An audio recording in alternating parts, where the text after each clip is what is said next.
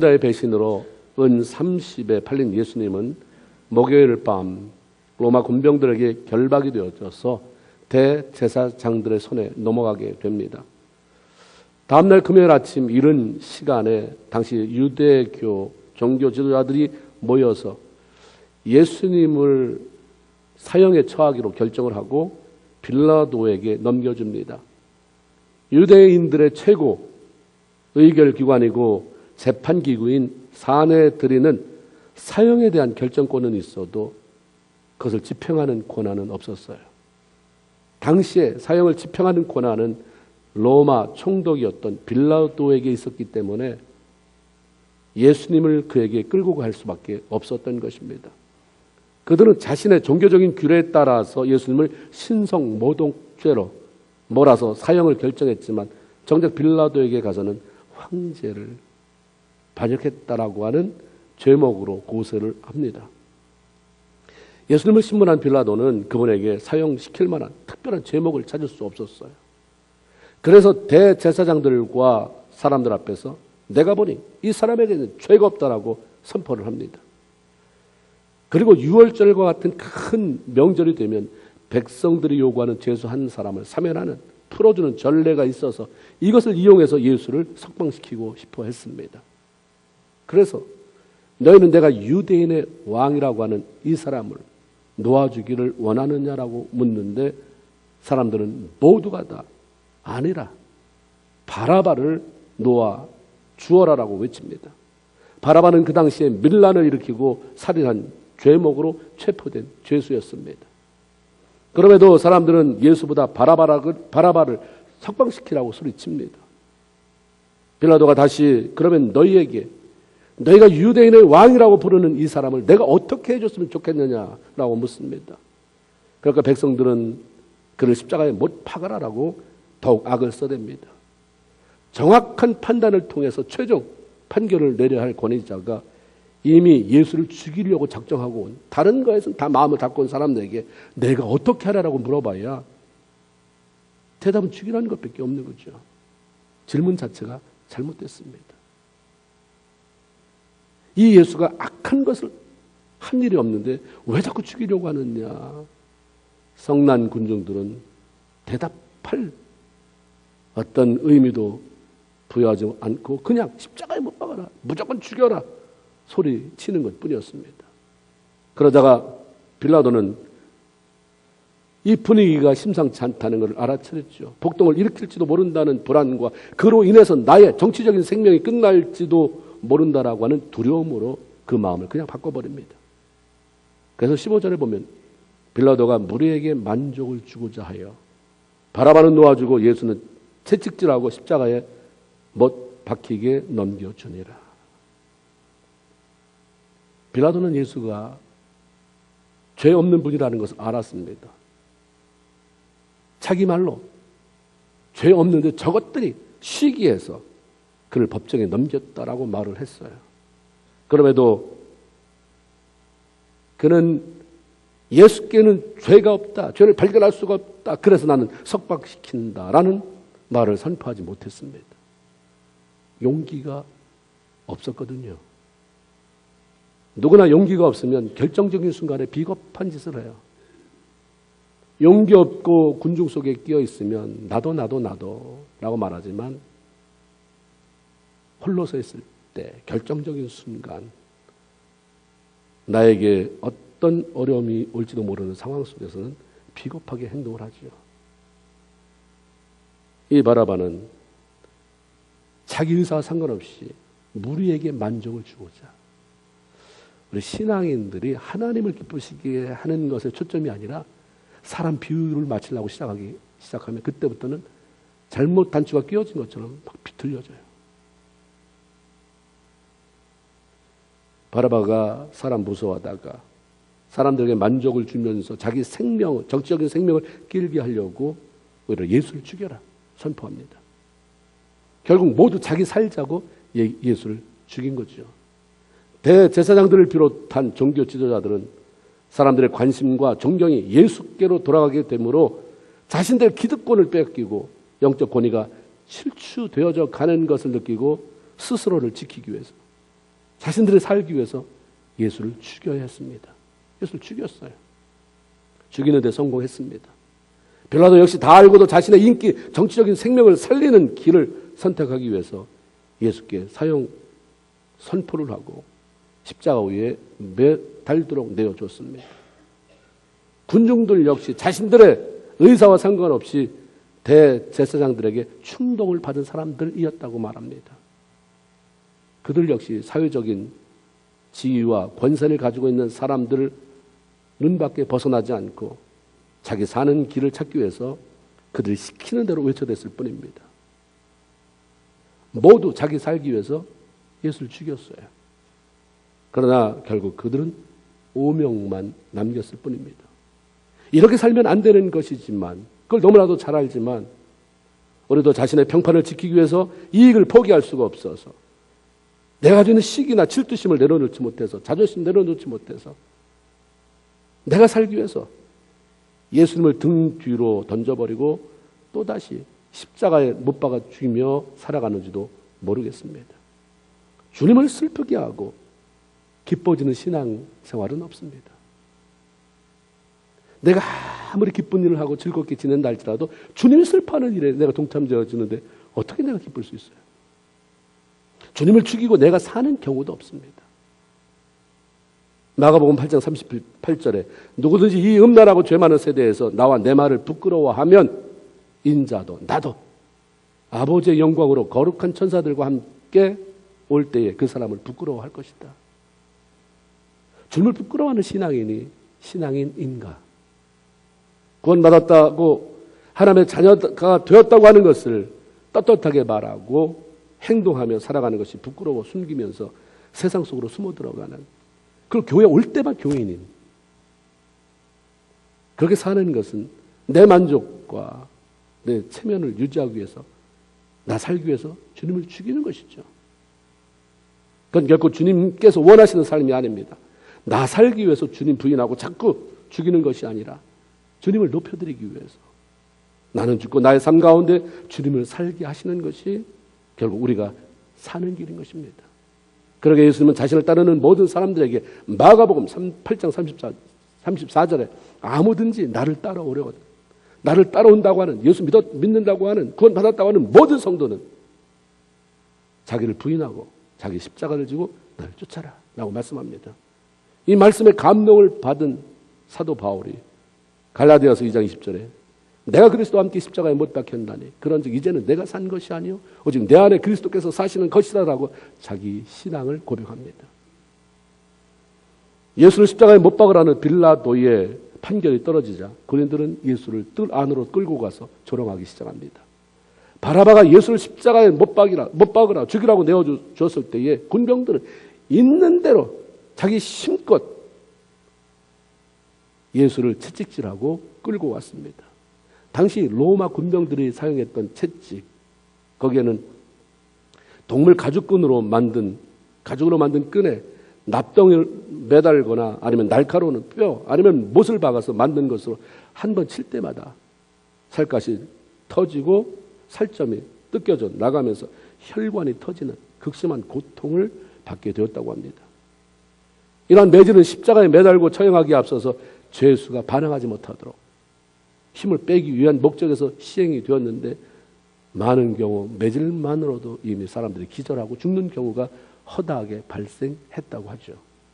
온몸에 피를 흘려서 몸 가누기도 힘든 예수님을 끌고 온 군사들이 잠시라도 예수님이 쉬는 것을 보지 못해요.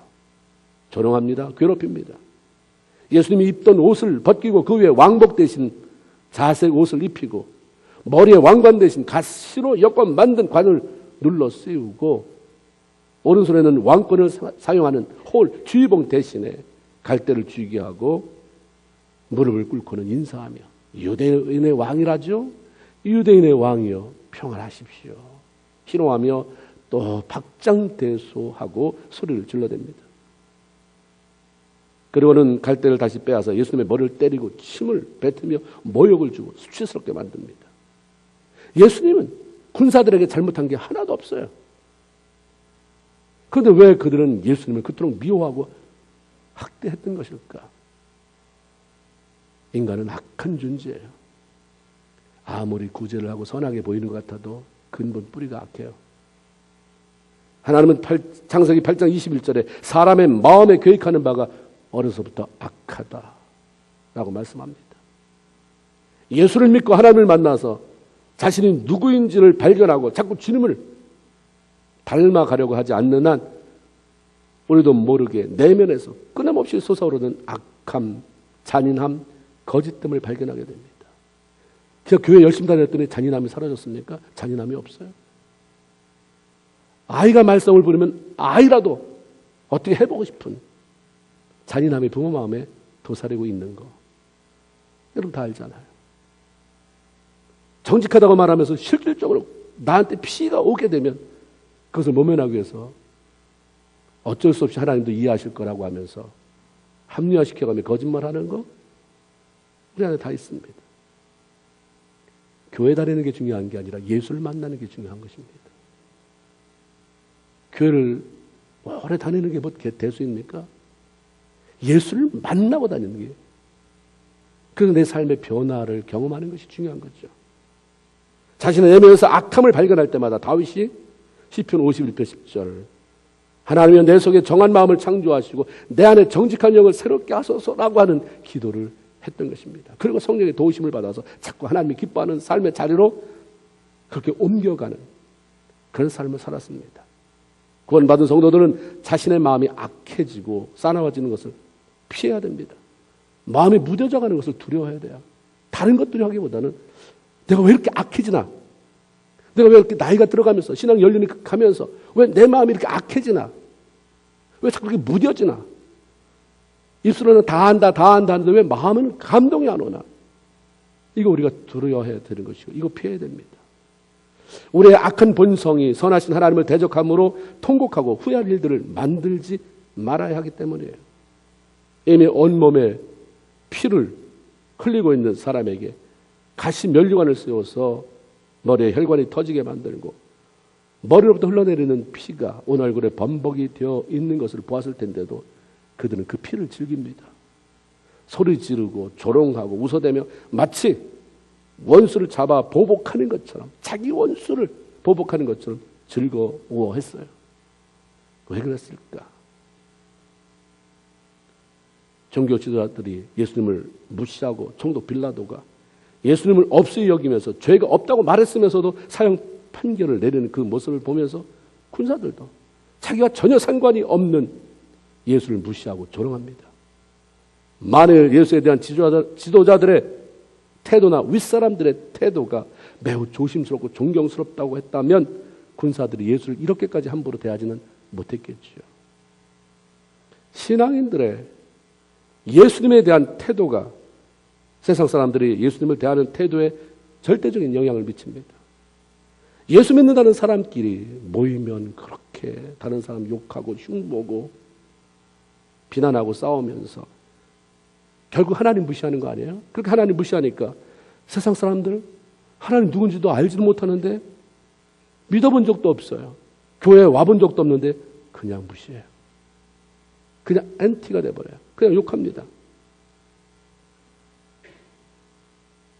아이들이 자신들의 아버지를 무시하고 어머니를 구박하는 이유도 똑같습니다. 물론 부모 자신들이 무시당하는 행동을 하고 그런 삶을 살았기 때문입니다. 그런데 이유가 단지 그것뿐입니까? 아이들 앞에서 서로를 세워주어야 할 아내, 남편의 말과 행동이 문제인 거죠. 아내가 말로 남편을 그렇게 무시하는데 아이들이 어떻게 자기 아버지를 무시하지 않고 존경할 수 있겠습니까? 어머니에게 당하는 아버지가 불쌍해 보일 수는 있어도 존경할 수는 없어요. 존경이 안 되는 거예요. 남편에게 무시당하고 폭언 속에 살아가는 아내 역시 아이들에게 무시당하지 않을 수가 없습니다. 자기 남편에게도 사랑받지 못하고 존중이 여기지 못하는 여인으로서의 엄마, 내가 무시하지 않을 이유가 어디 있어? 이런 마음이 저변에 깔리게 되는 거죠. 아버지를 미워하지만 그렇다고 자기 아버지를 무시하고 모욕하는 어머니도 존경하고 사랑하지 못하는 그 마음이 아들, 딸, 아내는 있는 거죠. 남편은 무시하지만, 나를 무시하지만 아이들은 내 편이다. 이런 미련한 엄마도 있는 것 같아요. 착각이죠. 엄마가 좋겠습니까? 아빠를 그렇게 무시하는, 아빠에게 그렇게 무시당하는 엄마가 뭘 자랑스럽겠어요. 근데 왜 내 편이라고 착각이 들까? 그것은 지금 엄마가 필요하기 때문이에요. 자신에게 더 유리한 편에 가까이 가는 것일 뿐인데 엄마는 애가 아빠보다 날 좋아한다. 남편이 난 자식만 데리고 살아도 된다. 이런 착각 속에 있게 되는 거죠. 그러니까 우리가 서로 존중하고 사랑하는 모습을 보여야 합니다. 부부끼리, 성도끼리 먼저 믿은 사람이 하나님을 존중하고 사랑하는 모습을 삶으로 보여줄 때 세상도 하나님 무시 못하는 거예요. 교회 무시 못하는 것입니다. 예수님을 모욕하고 희롱할 만큼 다 하고 난 다음 군사들이 자색 옷을 벗기고 다시 예수님이 원래 입었던 옷으로 갈아입혔어요. 그리고 십자가에 매 달귀에서 골고다 언덕으로 끌고 갑니다. 일반적으로 사형수는 자신이 달려 죽을 십자가를 처형 장소까지 메고 가야 했습니다. 큰 일자 기둥은 처형 당할 그 장소에 갖다 놓고 죄수가 끌고 가는 것은 자기 팔을 고정시켜 옆으로 된 나무. 그래서 십자가라고 말할 때 온전한 십자가가 아니라 그 한 부분을 말하는 거죠. 그 하나만 고정시킬 그 십자가의 한 대를 운반하는데 그 무게가 약 20kg 정도. 보통 정상적인 장정이 충분히 지고 가기에 적당한 무게였다고 합니다. 그러나 이미 처형 전에 많이 맞았잖아요. 무시무시하게 맞았어요. 그런 가죽끈으로 납이 들었는지 뼈가 박혔는지 모를 그런 살점이 떠나가고 피를 많이 흘렸습니다.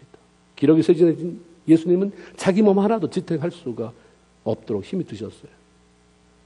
그러기에 아무리 장정한 사람이 충분히 메고 갈 십자가 나무라지만 그것을 치고 가기에는 역부족이었습니다. 가다 쓰러지고 다시 이렇게 세우면 또 쓰러지고 이 상태로라면 계획한 대로 제 시간에 예수를 십자가에 매달아 죽일 수가 없게 된 거죠. 군사들의 마음이 급해집니다. 그때 마침 신체 건장한 사람이 그 곁을 지나가고 있는데 그 사람을 잡아서 예수님에게 매여있던 십자가 나무를 풀어 대신 지게 하고 예수님을 맨몸으로 걸어가게 합니다. 예수께서 빌라도의 법정에서부터 십자가 처형 장소인 골고다까지 가셨는데 이 길을 우리가 말하는 고난의 길이라고 말합니다. 전해지는 전승에 의하면 예수님이 빌라도의 법정을 떠나서 골고다 십자가 위에 못 박히기까지 14번을 쓰러졌다. 14번에서 5번째 쓰러진 지점에서 이 사람, 그런데 시몬이 십자가를 졌다라는 이야기도 전해옵니다. 예수께서 십자가를 지고 힘겨운 발걸음을 하고 계실 때 대신 그 십자가를 져준 사람에 대해서 마가는 21절에서 알렉산더와 루포의 아버지인 구레네 사람 시몬이라고 소개해주고 있습니다. 구레네라고 하는 지역은 지중해 연안에 있는 북아프리카 동북쪽에 중요한 도시인데 오늘날 리비아의 수도인 트리폴리라고 알려지고 있습니다. 당시 구레네에는 조국 유대 땅을 떠나서 살아가는 많은 디아스포라 유대인들이 살고 있었습니다. 그래서 거기에는 유대인의 회당도 있었고 매년 6월절에는 예루살렘을 방문하기 위해서 예루살렘 성지를 방문하기 위해 이곳에 오는 순례객들이 많이 있었다라고 말합니다. 시몬도 이들 중 한 사람으로 6월절을 지키기 위해서 예루살렘에 왔거나 아니면 아예 유대 땅으로 이주해 시골에 살고 있었던 사람이었을 것입니다. 그가 시골로부터 올라와서 마침 예수님이 지고 가는 십자가 지고 가는 길을 가는데 군사들이 그를 잡아서 예수님 대신 십자가를 지라고 명령합니다. 21절에 보니까 그들이 그를 억지로 같이 가게 하여 예수의 십자가를 지우라. 이런 설명이 있는 것처럼 시몬은 예수님의 십자가를 대신 지고 골고다 언덕까지 따라가고 싶지 않았어요. 그러나 그 분위기로 볼 때 자신에게 주어진 명령을 뿌리치고 달아날 수가 없었습니다. 그래서 정말 마음에는 하나도 내키지 않아요. 어쩔 수 없이 억지로 십자가를 지게 됐습니다. 왜 그렇게 십자가를 피하고 싶었을까? 로마 정부가 노예나 반역자 아니면 정치범, 흉악범에게 가했던 가장 참혹한 사형수단이 십자가였기 때문입니다. 생각하는 것만으로도 무섭고 끔찍하고 흉측한 그걸 지고 싶었겠어요? 억지로 지더라도 그건 재수없는 일이에요.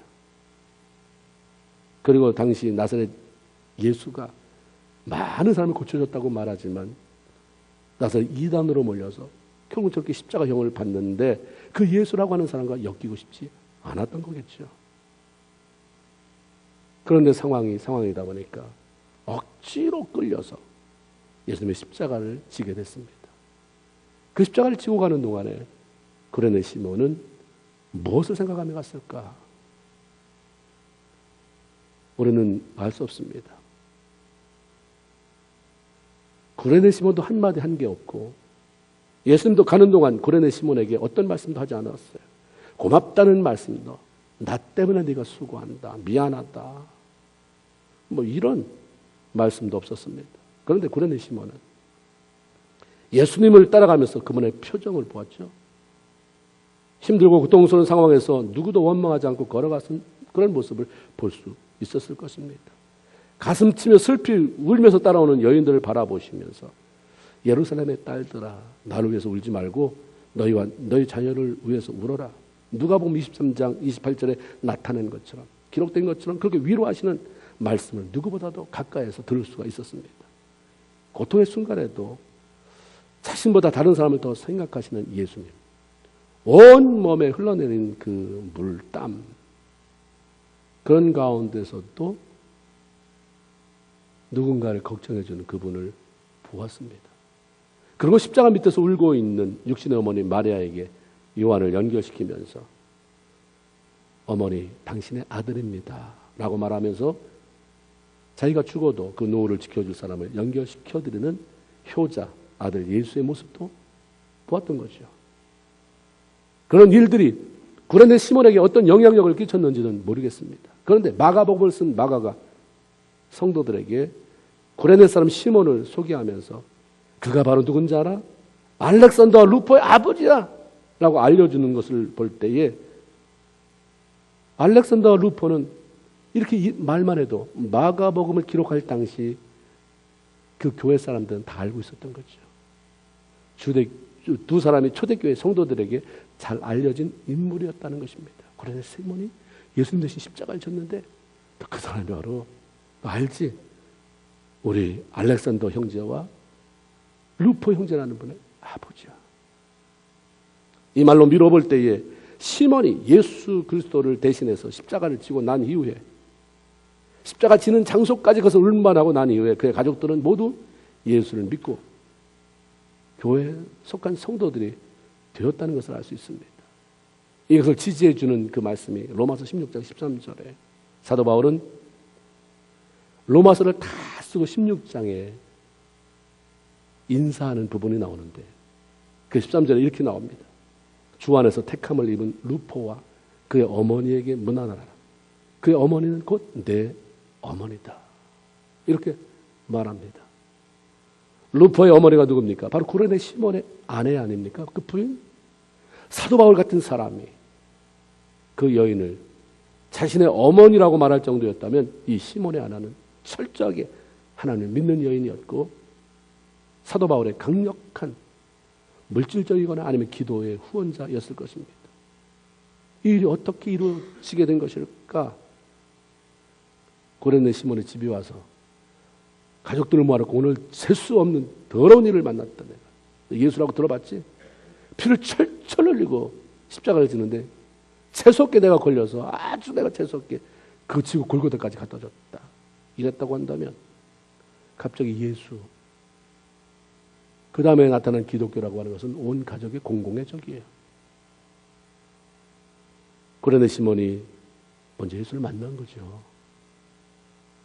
예수님의 십자가를 지는 과정에서 보고 느끼며 깨닫고 그 예수를 메시아로 인정하고 믿었기 때문에 이게 가능할 수 있는 일이었습니다. 어설프게 만난 게 아니라 정말 자기 인생을 다 드리고 싶도록 만났기 때문에 그 만난 예수를 가족에게 얘기하지 않고는 베길 수가 없었어요. 전한 거예요. 아내에게 얘기했습니다. 내가 오늘 예수를 만났다. 그 예수를 만나고 내 마음에 어떤 변화가 왔는지 아느냐. 두 아들 모두 예수에게 인도하는 그런 일이 생겼고 결국 그들은 교회의 큰 일꾼이 되어 있던 거죠. 고레네 시몬이 예수님의 십자가를 지는 이 모습 억지로 했어요. 억지로. 근데 그 결과는 그가 상상하지 못하는 엄청난 복이 하나님을 통해서 그에게 주어졌습니다. 마가복음 9장 41절에 누구든지 너희를 그리스도에게 속한 자라 하여 물 한 그릇, 냉수 한 그릇이라도 주면 내가 진실로 너에게 이르는데 저가 결단코 상을 잃어버리지 않는다. 억지로 하든 기꺼운 마음으로 하든 하나님은 그분을 위해서 수고하는 사람 그 일에 대해서 결국 그냥 지나치지 않는다라고 말씀하셨어요. 물 한 그릇 대접한 것도 기억한다. 나는 공짜 없다. 보상한다라고 지금 말씀하는 거죠. 우리는 내가 하고 싶지 않는데 하지 않으면 안 되는 상황. 그래서 억지로라도 해야 하는 그런 경우를 만나기도 합니다. 그런데 우리가 생각해 봐야 할 것은 그 안에도 하나님의 계획은 있다는 것입니다. 내가 하기 싫을 뿐이에요. 내가 하기 싫은 거예요. 그런데 곰곰이 생각 좀 해보면 누군가한테 유익이 되겠지 뭐. 나는 지겹게 하기 싫은데 그래 내가 하면 누군가는 뭐 편해지겠지. 도움이 되겠지. 내가 하면 하나님이 기뻐는 하겠지. 그런 생각이 들면 일단 해고 보는 거예요.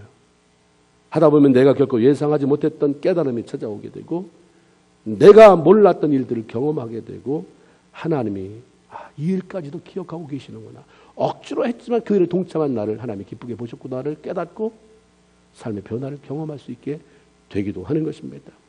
예수님의 십자가를 대신 지고 가는 일을 누가 해야 되잖아요. 저기 엎어져가지고 도무지 자기 몸도 가누지 못하는데 계속해서 저 십자가 그 나무를 지고 가기는 할 수 없어서 군인이 지고 가든 누가 지고 가든 해야 되는데 군인이 지고 가겠어요? 물어봤다고 칩시다. 여러분 중에 이 예수를 보십시오. 혼자 가기도 힘든데 이 십자가를 메고 갔으니 누구 대신 져줄 자원자 없습니까? 그러면 얼마나 많은 사람이 저요 기다렸습니다. 이러겠어요? 제가 생각할 때는 한 명도 없었을 거예요. 한 명도. 그런 상황에서 고레네 시몬은 강제적으로 지목을 당한 거죠. 너 이리 나와. 이거 줘. 기꺼운 마음 하나도 없이 억지로 지게 되었지만 그것은 고레네 시몬의 가족 모두 고레네 시몬 개인의 인생을 바꿔놓았습니다. 하나님이 그를 간섭하셨기 때문입니다. 우리는 늘 아주 성숙한 것처럼 그렇게 말해요. 알았어. 내 마음이 내키면 할게. 나에게도 언젠가 때가 오겠지. 사단의 전략은요. 미루는 것이라고 말합니다. 아니라고 말하면 더 달라붙으니까 알았어. 내일. 다음 주부터 내가 교회 간다. 다음 달부터 내가.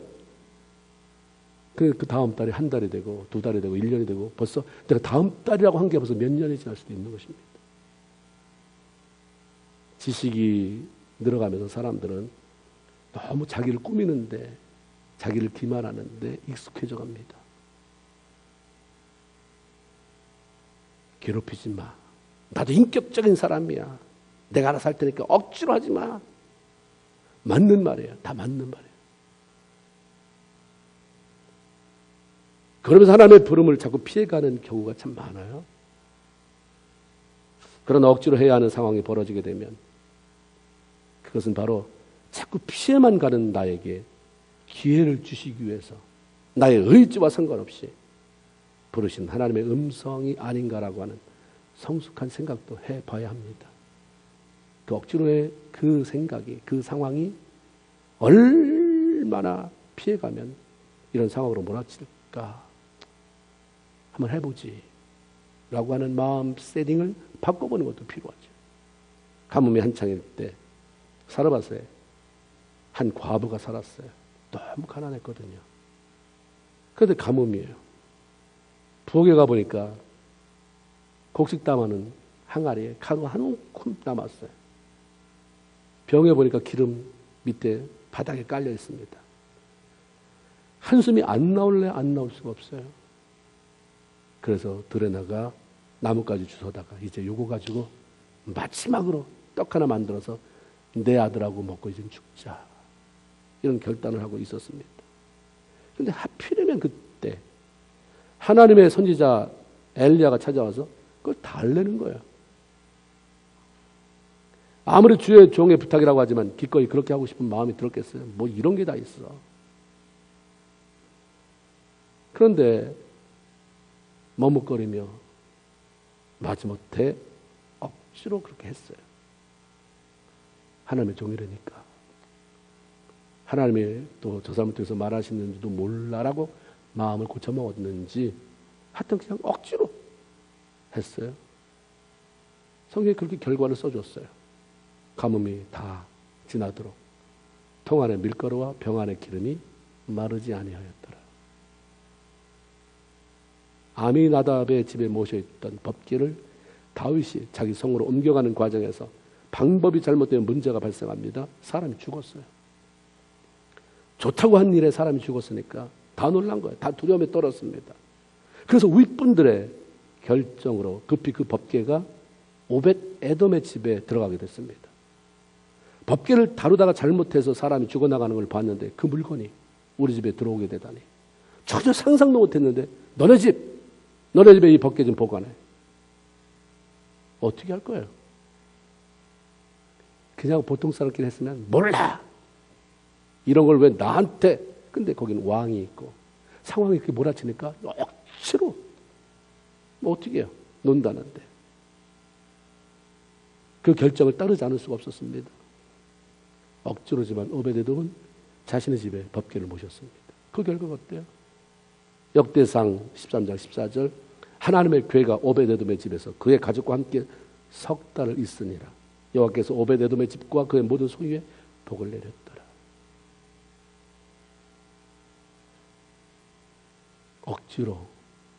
억지로 한다고 해서 나의 인격이 모독을 받는 것입니까? 하나님을 위한 선한 일, 하나님이 기뻐하는 일에는 억지로도 기회인 것입니다. 우리 주님은 나와 여러분을 위해서 억지로가 아니라 정말 기꺼운 마음으로 그 고통스럽고 치욕스러운 십자가 위에 달려 죽으셨어요. 그렇다면 평생 갚아도 갚을 수 없는 사랑의 빛을 지고 살아가는 주의 자녀로 하나님이 필요하셔서 부르시는 일에 억지로라도 순종하고 볼 일이 아닌가 하는 말씀입니다. 억지로라도 순종하면 복이 되는 것이고 그러면서 하나님을 경험하는 기회가 생기는 것이고 하나님을 만나고 나면 더 이상 억지로가 아니라 자원해서 충성하는 그런 하나님의 복된 일꾼으로 바뀌어지기도 하는 것입니다. 말하기는 언제 올지도 모르는 내가 마음이 막 기뻐서 뭐 여유가 넘치면 아니라 하나님이 억지로라도 네가 가서 사과해라. 네가 먼저 섬겨라. 그런 마음이 맞으면 억지로라도 순종하고 그래서 하나님이 억지로 했지만 미안할 만큼 하나님이 내 삶을 바꿔가시고 축복하시고 그로 인해서 다른 사람에게도 하나님의 영광을 돌리게 만드는 그런 삶을 살아가는 저와 여러분 다 되기를 주님의 이름으로 축원을 드립니다. 아멘. 하나님 고맙습니다. 복된 성인의 주 앞에 나왔습니다. 주님을 예배했습니다.